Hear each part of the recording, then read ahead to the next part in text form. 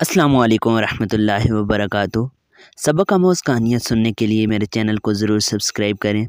एक औरत हथौड़ा लेकर अपने बेटे के स्कूल में पहुंची और चपरासी से पूछने लगी, शहीद सर की क्लास कौन सी है? हथौड़े को देखकर चपरासी ने डरते हुए पूछा, लेकिन आपको इनसे क्या काम है?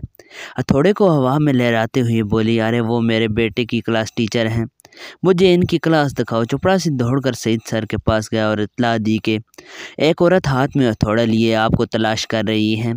शहीद सर के छक्के छूट गए। वो दौड़कर प्रिंसिपल के पास गए। प्रिंसिपल फ़ौरन इस औरत के पास आकर नहायत आजिज़ाना अंदाज में बोले, आप जल्दबाजी से काम न लें, इत्मीनान रखें, आपकी शिकायत फौरी तौर पर दूर की जाएगी। इस औरत ने कहा, मुझे कोई शिकायत नहीं, बस आप शहीद सर की क्लास बताएं, मैं इनकी क्लास में जाना चाहती हूँ। प्रिंसिपल ने कहा, लेकिन आप इनकी क्लास में क्यों जाना चाहती हैं?